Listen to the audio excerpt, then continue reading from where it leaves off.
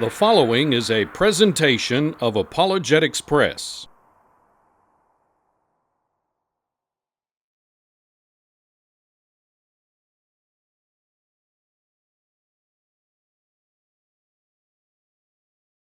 One of the reasons that so many people think that the Bible has contradictions in it and that the Bible writers made mistakes is because they don't really know what a contradiction is.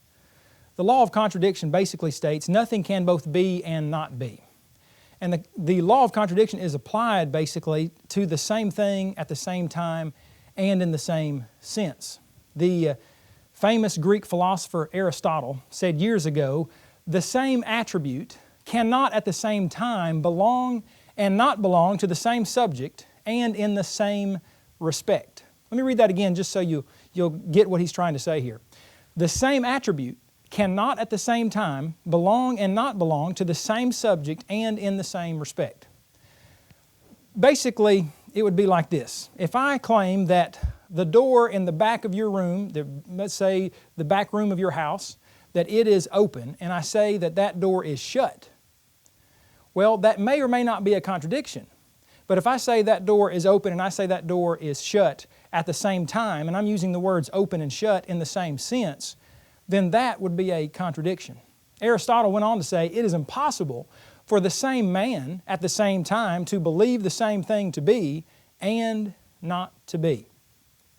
If I said that Ricky Smith is rich and I said Ricky Smith is poor, are those two contradictory statements? Well, they could be contradictory, but they might not be contradictory. I could be referring to two different Ricky Smiths, could I not? Maybe I'm referring to a Ricky Smith in Alaska who works with a big oil company up there, and maybe he is very wealthy, and I may be referring to a Ricky Smith in Alabama who has chosen not to work, and he doesn't have a lot of money because of his laziness. That may be the case. And maybe we're talking about two different Ricky Smiths. You see, the first principle that we need to nail down, we're going to go over three principles. I'm going to introduce them, and then we're going to look at them more critically as we look at some various Bible passages. And the first one is, the same person, place, or thing must be under consideration when you are comparing two or more Bible passages. The second principle is this: the same time must be under consideration.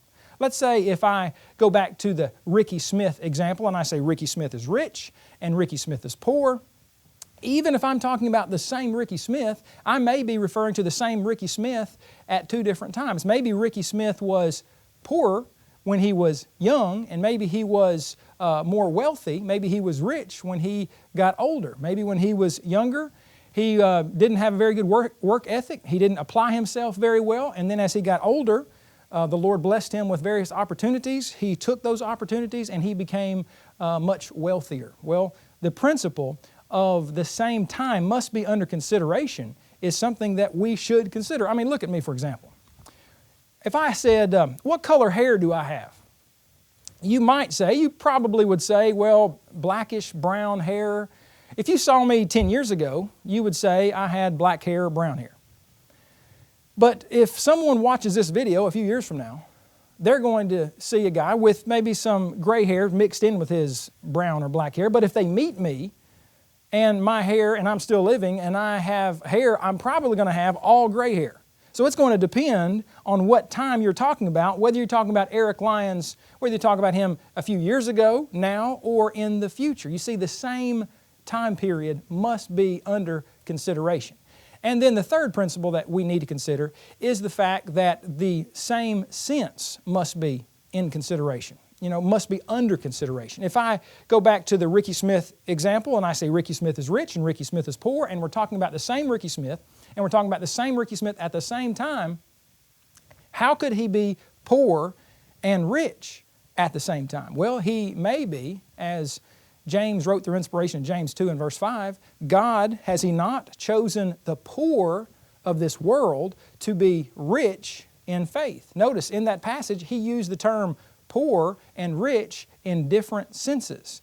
And so someone can be poor and rich at the same time. Those are three principles that are very important for Bible readers and those who are studying the Bible and those critics of the Bible who are examining two or more Bible passages and seeing if they conflict or not, to look at and know these principles of interpretation. So, number one, let's expound on the first principle. The same person, place, or thing must be under consideration. Let's say that you open up your Bibles and you turn to Acts chapter 12. If you look in Acts chapter 12, you're going to see that there was a man by the name of James who was killed. And so in Acts chapter 12, you read that there was a man named James that Herod had killed. But then when you turn over to Acts chapter 15 and verse 13, you're going to see where there is a James who is still alive, and there is a James who is speaking at that time, saying, "Men and brethren, listen to me," Acts chapter 15 and verse 13. Well, how could James be dead and James be living at a later time? Well, that's a pretty elementary example. It's because we have two different men named James in these Bible passages. One, James the Apostle, the other believed to be James, the brother of Jesus. Well, let's look at one that's a little bit more complicated, or perhaps. In 2 Chronicles chapter 24 and verse 20, we read where the chronicler wrote this. He said, "Then the Spirit of God came upon Zechariah, the son of Jehoiada the priest, who later was stoned with stones in the court of the house of the Lord." Now, it has been alleged that when Jesus said in Matthew 23, when He was talking to the enemies of His day, that He indicated this, or He said this to them. He said, "Therefore, indeed, I send you prophets, wise men and scribes. Some of them you will kill and crucify, and some of them you will scourge in your synagogues and persecute from city to city, that on you may come all the righteous blood shed on earth, from the blood of the righteous Abel to the blood of Zechariah, son of Berechiah, whom you murdered between the temple and the altar." Now, it is alleged that Jesus made a mistake here, because when you go back to 2 Chronicles, you read of Zechariah the son of Jehoiada. But when you look at what Jesus said there in Matthew 23, He refers to Zechariah, son of Berechiah.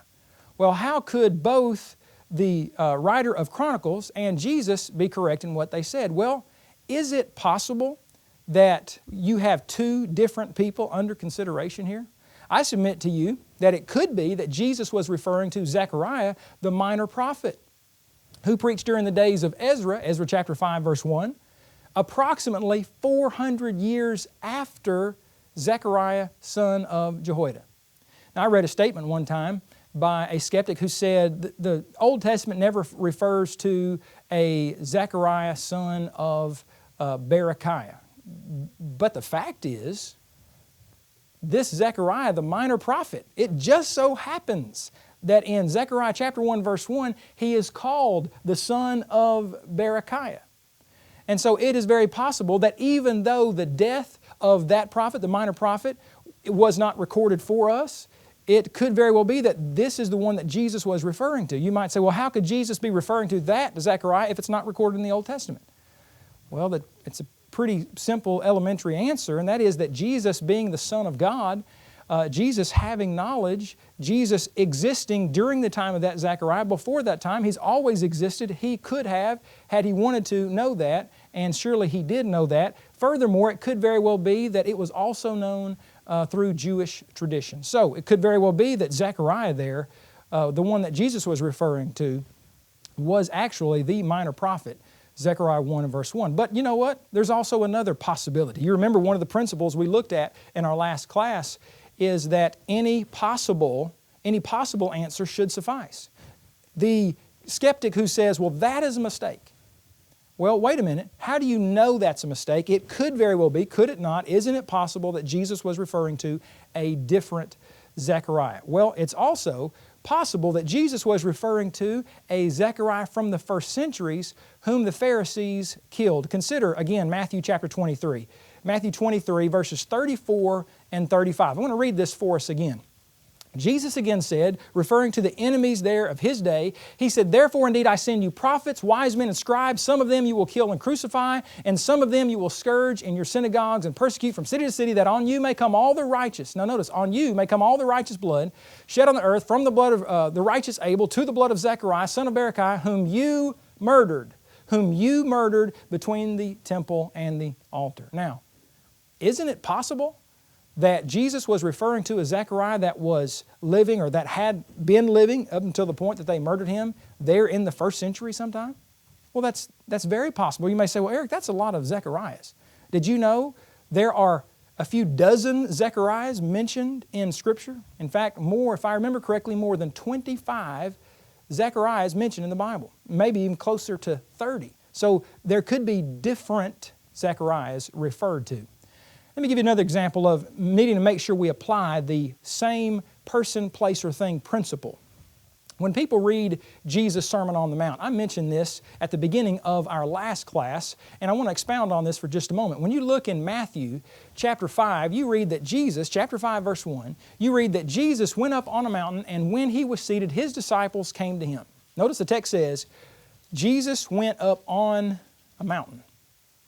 Well, when you compare that to Luke chapter 6, verse 17, where many of the same things that Jesus taught in the Sermon on the Mount are recorded by Luke in Luke chapter 6, you read that the passage says, Jesus came down with them and stood on a level place. Some translations say a plain, but the best translation is a level place. I'm reading there from the New King James Version. So you have in one text, He's on a mountain, in another text, He's on a level place. Well, how could He be preaching this same lesson at the same time on a mountain and on a level place? Is there a possible solution? Well, there certainly is a possible solution. There are a few possible solutions, and one of those is this, that He was on a level place, on a mountain, at the same time. Have you ever been on a high level and it be level before? Be, like a plane, if you will? My family and I were just in Anchorage, Alaska recently, and we hiked up a mountain called Flat Top Mountain. You can see it when you're down in Anchorage and you have an opportunity. If you ever have an opportunity to go there, it's a really neat place. Well, it's kind of a tough hike, but you can make it up that mountain perhaps. And when you get up to the top, what you will see is it is flat. You could probably play a football game, it's so flat, there on Flat Top Mountain. So you have the same time perhaps, maybe using the words in the same sense, but you have two different words that could be applied to the same place, because you can have a flat place, if you will, on a mountain. But it's also possible, as we transition here into the second principle, that you have the fact that Jesus' statements here and Jesus' teachings were done and stated at two different times. Could it be, Jesus was the master teacher, was He not? Could it be that Jesus taught some of the same things on a mountain that He would have taught at a different time on a level place? Have you ever known a preacher, or have you ever known a teacher to teach the same lesson in different places? Well, of course you have.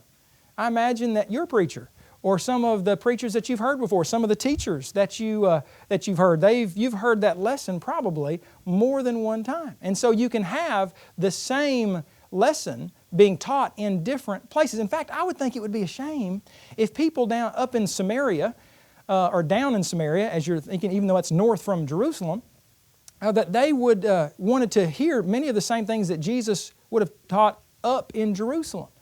And so it's very possible that Jesus spoke the same lesson or many of the same things in two different places. So the same time must be under consideration. Think of a couple of Bible passages that are sometime, and this would be an elementary example, but you remember at creation, after creating everything, that God said that He made everything and indeed it was very good. You remember that? He said, indeed it was very good. But then you read just a few chapters later in Genesis chapter 6 that the wickedness of man was great in the earth and that every intent of the thoughts of his heart was only evil continually. So how could everything be good and then everything be only evil continually? Well, you have different times under consideration. Those who've done much Bible study know very well that there is a lot of time that has passed between Genesis chapter 1 and Genesis chapter 6, several hundred years. So you have a different time. The same person, place, or thing must be under consideration. The same time must be under consideration. Let me go over one of probably the most commonly accused mistakes in the Bible. Probably the alleged contradiction that I have heard more than any other alleged contradiction, and it revolves around the apostle who betrayed Jesus. You recall Judas. And you recall how Judas is said in Matthew chapter 27 verse 5, that he went and threw down the pieces of silver in the temple and departed and went and hanged himself in Matthew chapter 27 and verse 5. So, what did Judas do? Well, he threw the money down that he had received for betraying Jesus. He threw the money down at the priest, and he then went and hanged himself. But when you look at what Luke wrote in Acts chapter 1 verse 18, you see that Luke wrote this. Now this man Judas purchased a field with the wages of iniquity, and falling headlong, he burst open in the middle, and all his entrails gushed out.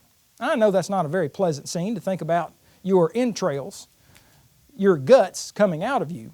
But it has been alleged for many, many years that what Matthew wrote and what Luke wrote in the book of Acts, that those are contradictory statements. How could Matthew say that he went out and hanged himself, and Luke say that he fell headlong, burst open in the middle, and all his guts came out? Well, thinking about the principle that we're addressing at this moment, the same time period must be under consideration. You see, sometimes the time periods under consideration, that they're separated by hundreds of years. And so it's very obvious that what Moses wrote in Genesis chapter 1 about creation and God seeing everything and it was very good, and what he wrote about what was going on at the flood and the attitude and the thoughts of people and being evil continually, well, that was hundreds of years later. So that's a fairly easy one to understand. But what about Judas? Is this not the same time, or is it just a contradiction, or what is it exactly? Well, it is, generally speaking, talking about the same thing, but specifically speaking, it is not the exact same time. I mean, the question is, could what you read in Matthew chapter 27, could that statement be true and the statement in Acts chapter 1 both be true? Well, they can both be true. You can think of a lot of different scenarios of people saying something, and you could say that, well, I saw my friend, he played in a soccer game and he got hurt. And then you could say, you could be referring later to, well, my friend, he was getting bandaged up there on the sideline after his injury. Well, you're talking about maybe generally the same thing, the injury that he suffered, but you're not talking about the exact same time. One is when the injury actually occurred. One is when he is getting attended to, perhaps by a nurse or a very caring mother. So what we have here in Matthew chapter 27 and Acts chapter 1 are two different times, even though they're very close together. You have Judas going out and hanging himself.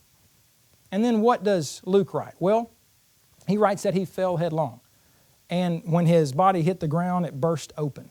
So that was at a later time. Exactly how long later, we don't know. How much time expired there? Was it less than 24 hours? Was it a few days? I don't know. The text does not tell us. But the fact of the matter is, it is possible.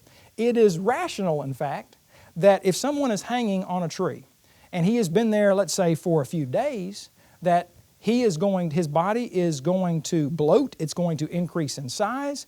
There are going to be some processes going on in his body that are not very pleasant to talk about. And then if a branch breaks, if someone cuts the rope and his body hits the ground, you may not want to envision that, but it can explode. I was reading a story one time about a whale, a mammal. We're classified as mammals. We're humans. We're much different than animals. But I read a story where a whale, a big mammal, beached itself up on a beach on the island of Taiwan somewhere. And there were some researchers at a university that decided they wanted to take this whale, they wanted to put it on the back of a truck, a big, big truck, and they wanted to take it to the university to study it for a while. So they had what maybe they thought at the moment was a bright idea, and so they had a crane or something and put it on the back of a truck. They began transporting it through neighborhoods in a downtown area, and it exploded. It burst open.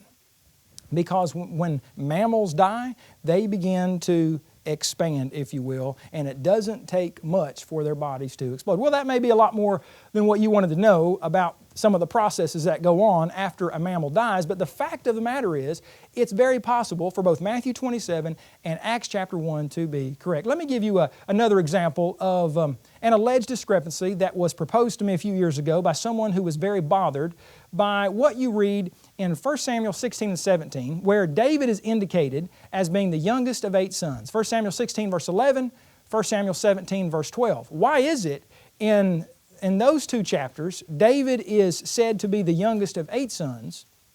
But when you read in 1 Chronicles chapter 2, verses 13 through 15, you read that Jesse begot several sons, and then David is listed as the 7th son. The last son there listed, and listed as the 7th son. I was emailed about this several years ago, and someone was saying, well, Eric, how can both of these things be true? You know what I've realized in looking at a lot of Bible passages?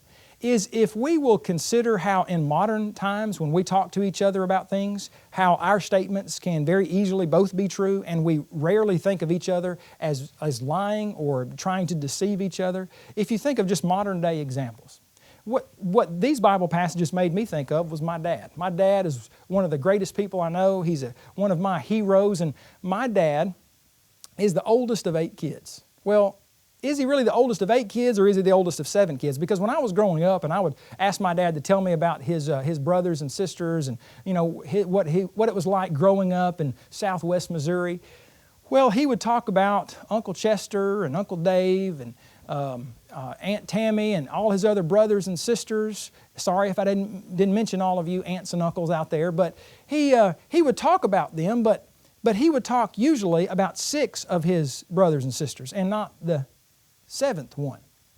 Well, why would he do that? Did he not like one of them? Was he lying about something? Well, not at all. The fact of the matter is, and it was a sad thing for my dad's family to endure, but when my dad was about 20 years old, already living away from home, he had a 5-year-old brother who was on the back of a pickup truck that was driving down the road, and he fell off and he injured himself so severely that he died. Well, this was my dad's brother. Loved him very much, but my dad's brother, Gail, he never reached adulthood. He never went to school other than maybe just a primary class or 2. He never got married. He never had children. I never knew him. And so there would be situations where sometimes my dad would talk about his 6 brothers and sisters, not because he denied the other one, but because he didn't want to have to get into a conversation about his brother who passed away every time he had a conversation about his family. So people in modern times understand how a person could say, I'm the youngest, I'm the oldest or youngest of 7, or I'm the oldest or youngest of 8, and we can understand each other, appreciate each other, respect each other, and why we would say those things. Well, is it not possible that the Bible writers did the same thing? I mean, think about it. David, if he was the youngest of 8 sons and the youngest of 7 sons, and by the way, these accounts would have been written a few hundred years apart from each other. If that is the case, is it not possible that one of the writers was referring to David being the youngest of this many sons and the youngest of that many sons because at some point in time, one of his brothers died? Of course, they would have all died at some point in time, but maybe one of them died earlier than others. And so perhaps he never got married, perhaps he never had a family, and perhaps he was not as well known as the others. In fact, one thing we know about David's brothers is that at least some of them were involved in war. You recall when David went to go meet up with Saul and the Israelite army to battle the Philistines, that his brothers were already there, at least 3 of them. So the same person, place, or thing must be under consideration. It must be at the same time, and then finally, we must be looking at these things in the same sense. Let's go back to the one in Matthew chapter 23 for just a moment. Matthew 23, 34 through 35. Again, you recall that Jesus was referring to Zechariah, son of Berechiah. However, the alleged sister passage, and it may or may not be, 2 Chronicles chapter 24, verses 20 and 21, you read of Zechariah, son of Jehoiada. Now, one says Zechariah, son of Jehoiada, one says Zechariah, son of Berechiah. Is this a mistake? Or could it be, even if the same person, place, or thing are talked about at the same time, maybe we're using the term son in different senses? You know, the word son is used in Scripture in a variety of ways. You see, it's easy to pull out a Bible passage and to say, well, this is what that Bible passage means. Instead of considering, as we've already talked about, who was talking, looking at the context, and considering that any possible solution should suffice if it is a genuine possibility. Well, is it not possible that Jesus used the word son here, and that the word son is used in these 2 passages in different ways? I mean, think about it. Samuel is called the son of Eli in 1 Samuel chapter 3 and verse 6. Was Samuel the actual son of Eli, or is that used in a different sense than the way we normally use it? You recall that David is called the son of Saul, but was David the son of Saul? No, he was the son-in-law of Saul. You recall that he married one of Saul's daughters. The word son is used just to mean descendant. In Matthew chapter 1, verse 1, you read that Jesus was the son of David, the son of Abraham. Was he, a direct descendant? I mean, just like father, son? Or is the word son there used to mean really descendant? And then you have the word son that is used to mean grandson. You know that Jonathan had a son named Mephibosheth, and that is the son of Jonathan, but there are times where he's called the son of Saul, when it means the grandson of Saul. So it could be that we have a son and a grandson being mentioned here. In fact, if you look at Zechariah 1:1, we looked at this passage earlier, we see that there is a minor prophet here, and he is called, remember, he is called the son of Berechiah. Next to the last book in the Old Testament, Zechariah, the son of Berechiah, the son of Iddo. But when you compare this to Ezra chapter 5 and verse 1, he's called Zechariah, the son of Iddo. But what you realize when you compare another passage is, well, he's actually the grandson of Iddo, and he is the son of Berechiah. So we need to make sure that we're talking about the same person, place, or thing at the same time and in the same sense. The same sense. Now, think again at Judas and the money that was used, that Judas received for betraying Christ and that he threw down before he went to go out and hang himself. Notice what Matthew 27 says about that money. Matthew 27, verses 6 and 7, we read that the chief priests took the silver pieces, consulted together, and bought with them the potter's field to bury strangers in. Okay, so who took the money? Well, the chief priests took it, and they consulted together and they bought the potter's field. But when you compare that with Acts chapter 1 and verse 18, you read, now this man Judas purchased a field with the wages of iniquity. Wait a minute. The chief priest purchased the field. Judas purchased the field. How could Judas purchase the field if he was already dead? Well, think about how these words purchased could be used in a different sense. I mean, I suppose technically the ones who purchased the field were the chief priests. But in a sense, could you not also say that Judas purchased that field? It was the money that Judas had that he threw down that was used to purchase the field. I remember my first car, if I remember correctly, it's been a few years ago now. I'm not 16 nor anywhere close to 16 these days, but the first car I got, if I remember correctly, I saved up some money and my dad saved up some money. So we kind of went hand in hand, and my mom and dad, they blessed me with a $1,900 Ford Escort. But let's say we're not talking about a Ford Escort. Let's say you're talking about some other car, and I didn't contribute anything to it. So my dad, let's say that he said, here is $1,900. You can go and buy a car. Now, I don't know if it's very wise for a dad just to hand over $2,000 nearly to a son and say, go buy your own car. Probably need a lot of instruction there, but let's say he did that. And I went down and the transaction was made and I gave $1,900 to the car dealership. Who bought the car? Well, I could go over to my friend's house and said, listen, I bought this car today for $1,900 down at the Ford dealership. But I might also say, my dad and mom bought this car for me. You mean I could say two different things and be correct in both of them? Yes, because I'm using those words in different senses. You know, the Bible oftentimes talks about people doing something through other people. When Joseph revealed himself to his brothers, you recall in Genesis chapter 45, he revealed himself and he said, I'm Joseph, your brother, whom you sold into Egypt.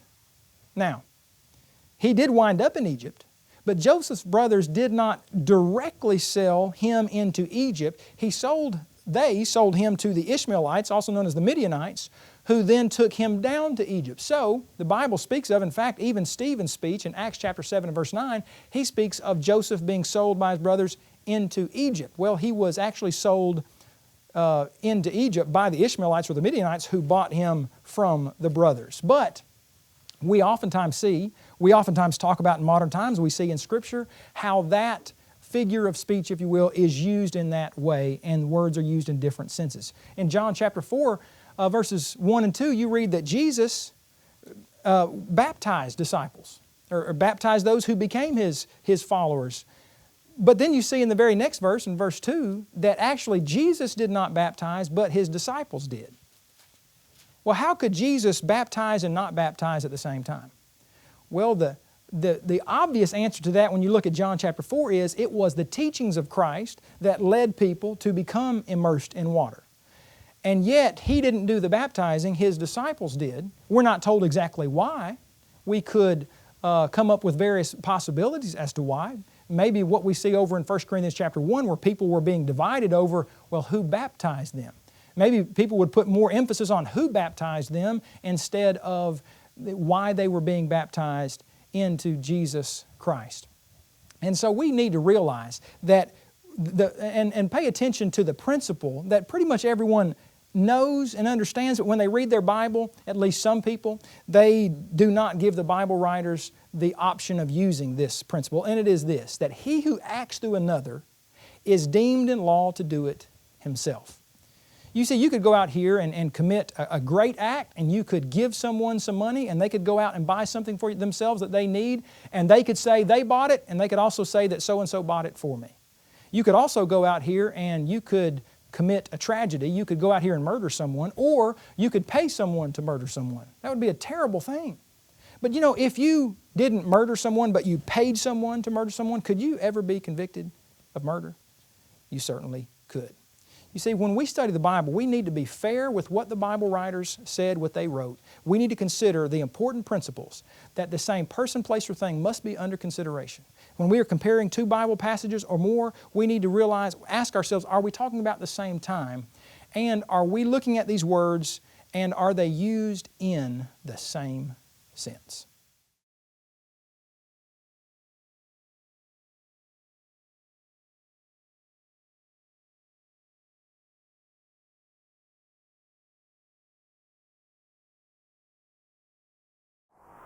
This has been a presentation of Apologetics Press, an organization dedicated to the defense of New Testament Christianity. Visit us on the web at apologeticspress.org or call 800-234-8558.